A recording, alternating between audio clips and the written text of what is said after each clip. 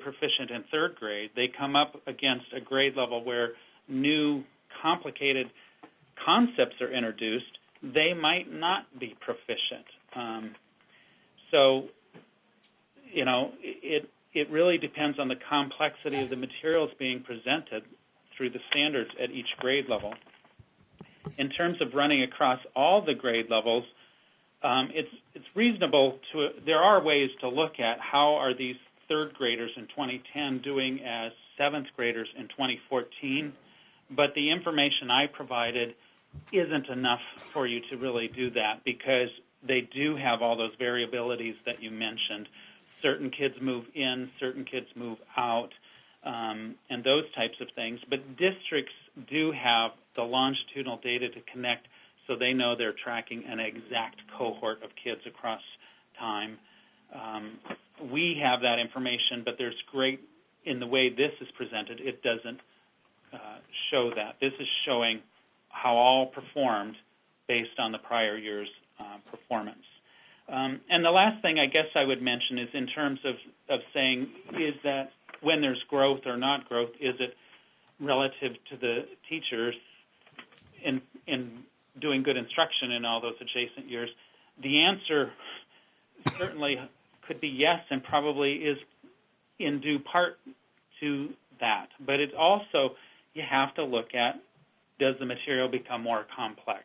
Because a teacher could be doing an incredibly good job and a student actually score at a lower scale score level in a higher year, but the material in, let's say, grade 8 is so much more complex than in grade 7 that it is challenging for that student in various ways to show that. So,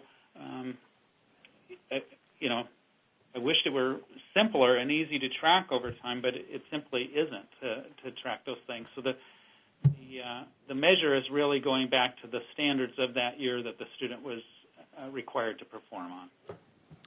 But, okay, I'll finish up with two quick questions.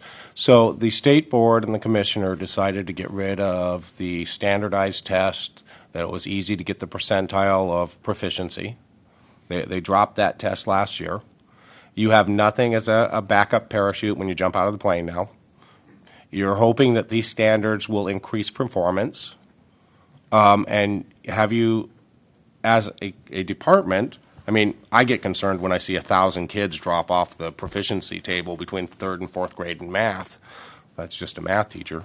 I don't think you should be losing 1 in 7 kids. But why would you throw out the measuring stick? Why would you throw out the one thing you've had in place since the 1970s?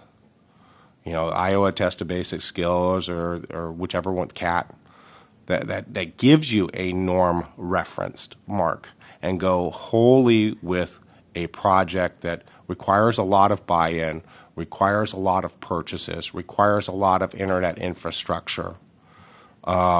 It seems to me that you've taken a position of new land sited, off we go, and you have abandoned just a common sense measurement that parents can follow very easily. I mean, you get your test back from your kid, and it says he's in the upper quartile. Yeah, you know what that means. He's in the middle quartile. Okay, that's good. He's behind these quartiles. You usually go out and seek help and get him fixed, hopefully. But it's very difficult as an educator. You know it's almost impossible to move quartiles. It's very difficult to get moving. If you're in the 98th percentile and you're a gifted kid, it's really tough to get out of that. If you are on the other end of the scale, it's really tough to get out of that too. Most people stay within 1 or 2% of what they are tested on in 3rd grade. And the fact that you're losing kids over 4 years, you know, 1,000 kids out of 7,000 in math, says there's something wrong with your system in the way you're delivering math. The reading and the writing seems to be working fairly well, but your math is bad. And that's concerning because that's one of the big things you have to go on to college. You have to take advanced math. And there has been nothing from the commissioner or yourself saying that, hey, look, we're following behind on math. Here's our big math push. This is how we're going to fix math in the state of Alaska. And it concerns me deeply that you have abandoned the measuring stick that we've used for a long time. I don't see any reason why the board threw out the CAT or the Iowa. You need to have something like that, because now you've got a completely different set of standards. There's no way to do longitudinal effect on this. None. Zero. Thank you. Thank you, Mr. Neitz. Do we have any other questions, folks online? Yes, Madam Chair. This is Andrew Halcrow. Go ahead, Andrew. Yes, thank you. I'd like to. I've got a couple of questions. So just to confirm what you said, Mr. Morse, when I look at this data, this is combined data. I mean, this is basically a statewide picture which doesn't take into consideration the students that move in and out of a district in a given year. Through the chair, Member Halcrow, that's correct. This accounts for all the students in the state. So if they move from district to district, they're in there. But what this isn't going to account for at this level is kids who moved out of state and in state, the way that this is presented. So that is correct. Okay. Second question. Two key, as we know, two key factors in education are third grade reading scores and eighth grade math. So I want to start with third grade reading.